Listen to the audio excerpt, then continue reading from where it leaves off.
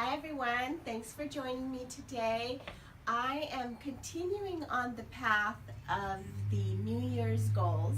Again, I don't like to call them resolutions. So today we are going to talk to Rafia, who is a health coach, and we're going to make a drink and we're going to talk about more of your New Year's goals. Excellent. Right? Yeah. Thank you for joining me. My pleasure. Happy to be here again. Yes. So everyone's, and the new year begins, everyone is always ready to go lose that weight, right? Mm-hmm. What's the number one resolution that people make is weight loss, right? Yeah. So how do we achieve that and stay on that path and not just be, gung-ho for the first couple of months, but really actually go on it and make a lifestyle change? I think the biggest thing to keep in mind is that it's a long game. It's not something that can be done in 30 days. Right. It's, those 30-day, 60-day challenges are great for quick temporary weight loss, but, 9 times out of 10 people gain that weight back and then some. So I think the most important thing is to see it as a long game, and what you can do is create checkpoints for yourself throughout the year. So instead of saying, I want to lose 20 pounds this month, you say, if I look at the course of the whole year, I would really like to lose 40 pounds, right? And then you calendar what actions you're going to take and create checkpoints for yourself. So when you put in your calendar and you set a reminder, then it's time to sort of reassess what has been working, what hasn't been working. And I think the other thing that a lot of people miss out on, I recently interviewed a bunch of working professionals and talked to them about different challenges that they have in their lives. Some of those challenges were eating well, right? And I asked them, what support do you wish you had to achieve your goals? And all of them said accountability. They all wished they had accountability. Is that why Weight Watchers is so much more popular and works better for people because they actually go to a meeting? Yeah. Having that in-person support. There's also Overeaters Anonymous. There's people like myself that work with people one-on-one. Mm-hmm. But having that human accountability, an accountability partner, are definitely things that are going to keep you on track for the long run and making it a lifestyle change versus it being something that you start out at the beginning of the year being excited about, and then, like you said, 30 days later, you kind of teeter off. Yeah. Yeah, it's very hard to make those lifestyle changes, but the hardest thing is if you want to socialize, and a lot of people think, well, I can't go out right now because I'm on a diet. But there are so many great places that you can go and make a healthy choice by, ordering that right balance of food, And what can you offer us about these fads of now the vegan thing is a big, I see it everywhere. We talked about it here in the office the other day because we heard that Carl's Jr. has come out with the Beyond Burger, and Fatburger has come out with the Impossible Burger. So while these fast food restaurants are offering you a vegan option, the rest of the stuff there, if you're still having your Carl's Jr. burger with a side of fries and on a bun loaded with cheese and all of that stuff, it's not healthy, right? Well, of course not. I mean, a burger is a burger. But at the same time, the first part of your question, it seemed like you talked about how to navigate going out to eat and socializing with friends. I think it's very important, even within the constraints of whatever particular diet that you're on, because yes, there are fads and diets, of course. I think it's important to pick, 1 or 2 outings a week where you do go and eat what you would like, instead of trying to, say, oh, I can't eat that, or oh, I'm on a diet, or whatever. If you're wanting to change your life, you're not on a diet. You're making different choices, right? And so, and as far as the Carl's Jr., and the vegan burgers and things like that, I firmly believe that plant-based people who choose to live plant-based lives should be able to eat fun foods too. And so on one side of the coin, like, I think it's nice that a vegan can go and, you know, have a burger at Fat Burger. But on the other side of the coin, it doesn't mean it's healthy. It's still a burger. And so I'm a huge fan of, you know, whatever it's, if it's 80% of the time you're eating really well and 20% of the time you're treating yourself, or 90% of the time you're eating really well and 10% of the time you're treating yourself. But the point is, just so you have a little bit of, you're not so restricted, so rigid that you feel like you can't do this on a daily basis. Yeah. Is that what you're trying? Yeah, Okay. yeah. Because if you don't have that give and take, what's going to happen in 30 days? You're going to be like, this is terrible. I'm miserable. Right, right. And you won't want to stick to it. Exactly, exactly. Does anybody have any questions yet for us? No, not yet. Okay. So, continuing on this, you talked about plant-based diet. So having a plant-based diet does help health-wise in a lot of ways. Mm-hmm. What's the biggest health benefit that you see as a plant-based diet? Well, potentially. So I'm going to say this is potentially a great health benefit because the unfortunate truth is a lot of people don't really navigate the plant-based lifestyle very well. So I can't tell you how many times people say, I went to a plant-based diet and I haven't lost a pound.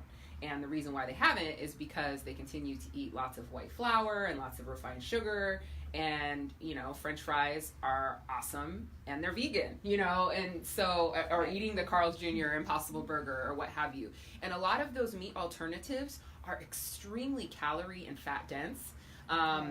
So I think, but if you're mindful about it and you make good choices within the plant-based diet, the biggest benefit is that you're getting a lot more vegetables in your diet because you have to, because there's only so many things that you can eat.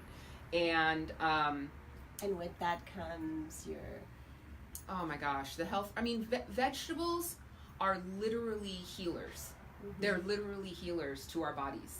I can't tell you how many times I've heard stories of people who have had cancer and they've cut out meat and increased colorful vegetables in their diets.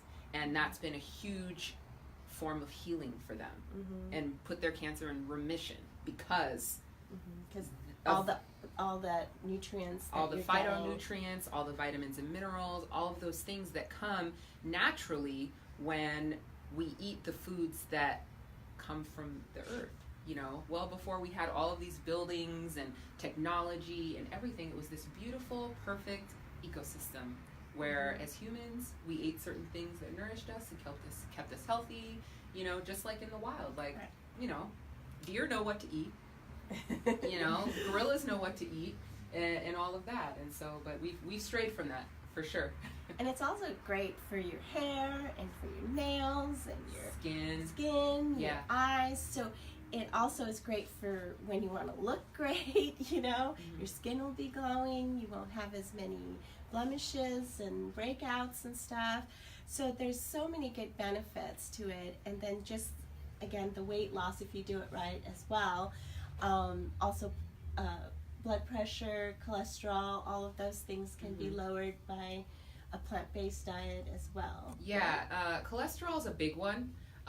One of the things that most people don't know, and doctors don't even tell people, is that the only food items that have cholesterol in them are animal products, because only animals can produce cholesterol. As humans, we produce cholesterol.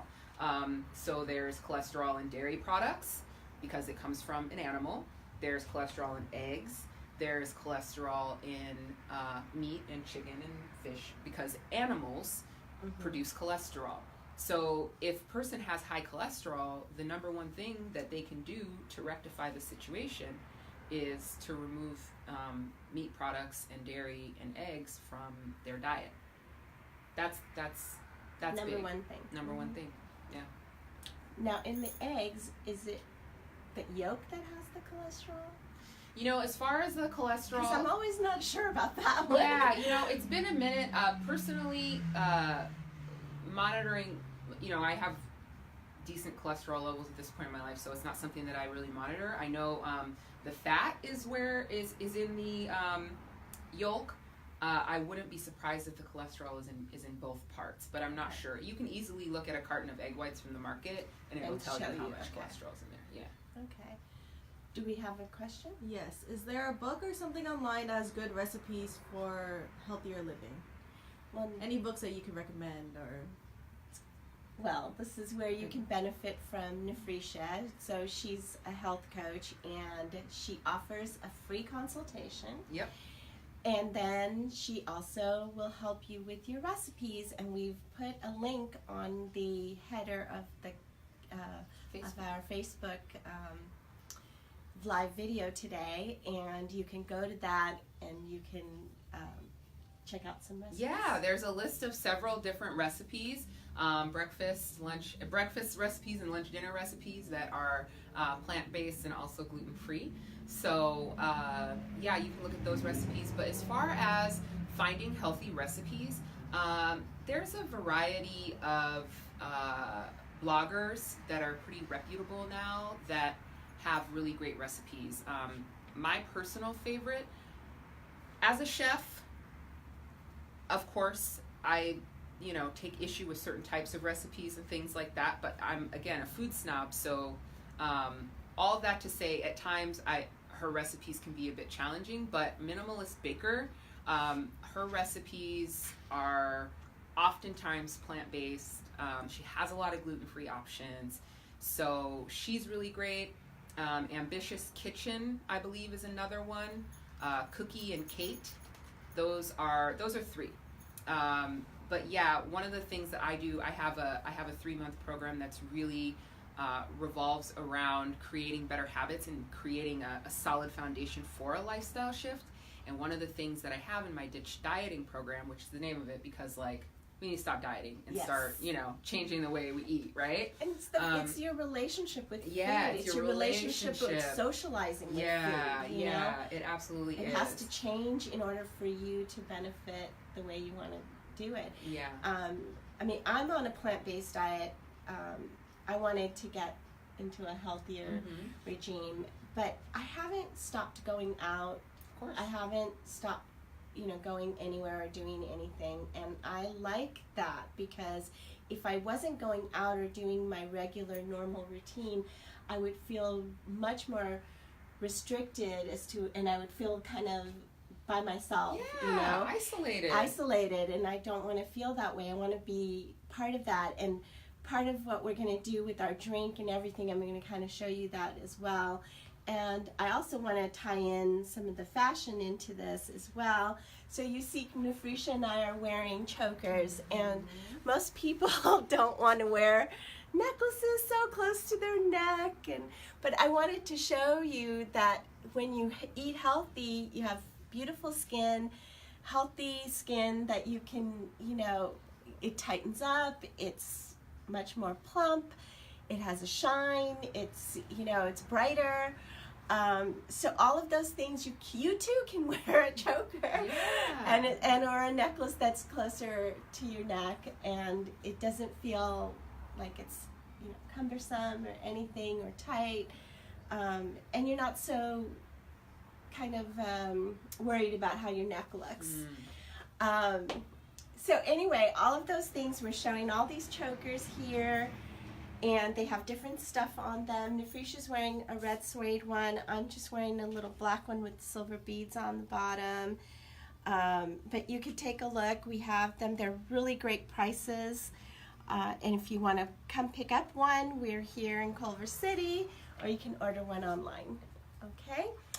And we'll take more questions, and I'm going to do the drink. And I'm going to actually hope to have Rafia back again, if I can, maybe next week again, so that we can talk a little bit further about more of this healthy lifestyle changes that all go with beauty and health, okay? And fashion. Yes, you've got a question? Do you find the need to supplement with multivitamins? That's a great question. Personally, I do take a multivitamin, not every day. one of the things that I kind of believe is that especially with our diets the way that they are is that we do miss out on a lot of nutrients that we really should be getting. And the downside of that is that it can make you susceptible to catching whatever bugs are going around, flu and cold and things like that. And so I don't take them every day. I probably take them a few days a week, just because multivitamins do provide way more vitamins than your body actually needs. So I don't do it every day. But if I was hanging around somebody who wasn't feeling well that day, or in a car with somebody who was coughing or whatever. So do you take more extra C's then, or? I just take a standard multivitamin. I get mine from Trader Joe's, and then I take vitamin D. Sorry. Yeah. If you're on vitamin D is something that we're all pretty deficient in. Pretty deficient in. It's interesting, even living in California. So imagine if you live like in Oregon or Washington, where there's a lot of rain. If you are on a plant-based diet, do you think you need more of the vitamins or less? Because that was a really good question. Well, like I was saying before, it really depends. It depends on what kind of, because saying a plant-based diet, that could mean a variety of things, right? Because some people do plant-based and eat off of, Carl's Jr. veggie burgers all the time, and some people do plant-based and eat primarily juice and vegetables and nuts, So it really depends on how much veg really is you're getting in your diet, because the vegetables and the fruits are where those amazing vitamins come from, right? And so if you know, because we all know if we should be getting, eating more vegetables, right? And so if you feel like you're not, then maybe you should take a multivitamin. Exactly. But when I think of a plant-based diet, I think I'm eating only fruits and vegetables. And I'm, going less on the refined, no sugar, like all that kind of stuff is, more refined. So if you're going to do it that way. What's your take on like soy, based foods? Like there's a soy burger, like a soy chorizo, like would that's not really the healthiest choice, or, Well, it's like such a fad now in restaurants, it's like, those who are vegan and, don't have animal products, they go for the soy version But of you have it. to be really careful with soy and being a woman, It's a controversial, it's a controversial ingredient. Personally, I think the most important thing to be aware of is if you're try to source from organic, first of all, and secondly, I believe that part of, and I don't believe this, there's enough science to back this up, but where we're from in the world, also like where our DNA comes from, also has a lot to do with what we should and shouldn't be eating, right?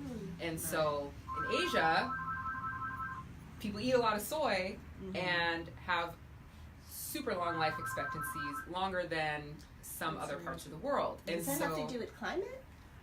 No, it has to do with the foods that they eat.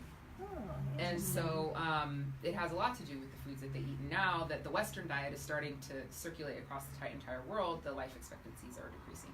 So all of that to say, I'm not like pro-soy or anti-soy. I just really believe that it depends. Yeah, just having a balance still of actual fruits and vegetables. Yeah.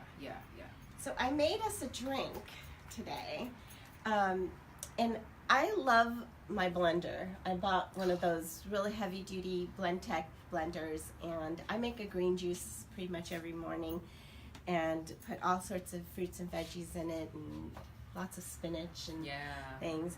But I wanted to show you that you can still have fun with your friends and you don't have to feel like you're being left out. So while my friends might have champagne or some vodka in their drink, I can still indulge in something and look like I'm holding a nice glass of something. So what I put in here was a half an apple, about 6 green grapes, some lemon juice, and fresh lemon, of course, mint, a slice of ginger, a little bit of turmeric, and a little bit of cayenne pepper. All things that are really good for you. Blended it all up, and I'm going to put it into our little glasses. Now you could do a shot of this because this will be a great little healthy thing for you if you are trying to fight something, you know, if you're Absolutely. not feeling so great. And if you wanted to, you could top it off with a little bit of sparkling water, which kind of like, okay, makes it fun. Makes it super fun. And I did bring some vodka for those that might want to have a little vodka, because you know. I mean, I love vodka. Do you want some vodka in yours? Do you want some sparkling water? in Yes, yours? please. Okay. Yeah, I love that. So here we're just gonna, pretend let's say you're out or you're, with your friends, they're coming over.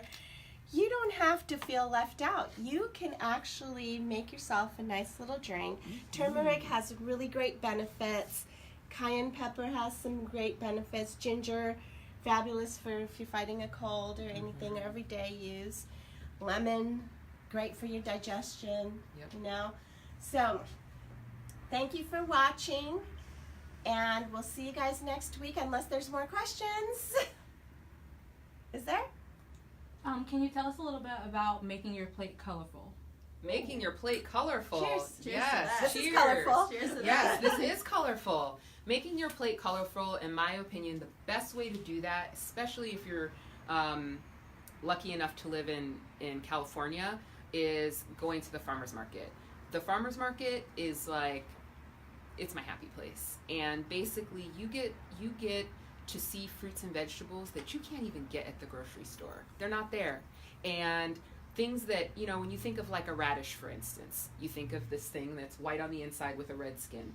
At the farmer's market this time of year, they've got these, when you cut them open, they're just beautiful and bright green. There's bright purple radish. Purple ones are There's beautiful, bright yeah. pink radish. I mean, it's unbelievable. And they're so delicious. So my highest recommendation is there's farmer's markets every day of the week in Los Angeles that you can find. And going to farmer's markets, finding the vegetables and fruits that look beautiful to you. And part of the healing properties that I was talking about is eating with the seasons. Again, we're all part of this like beautiful ecosystem, and seasons have a lot to do with that. And so that's look another thing to keep in for mind. the things that are in season and eat those. Right now, butternut squash. Yeah, squash is I'm in loving season. that. It's so good. Yep. Sweet potatoes, all of that kind of stuff. The root vegetables, roasting them in your oven also takes away a lot of like the added fat and everything that you need to add to it, and brings out the flavors. Just put a little salt and pepper, a little olive oil. It's great. Any other questions? Mandy just says hello. Oh, hi Mandy. Hi. We miss you. Anybody else? That's it. Well, I'm really enjoying my drink. How about you? Good. Thank you. Very good. And we'll see you guys next week. Thanks for Cheers. joining us. If you have any other questions or if you want any other recipes, or contact Nafrisha on there and she will get you a free consultation. Bye. Bye.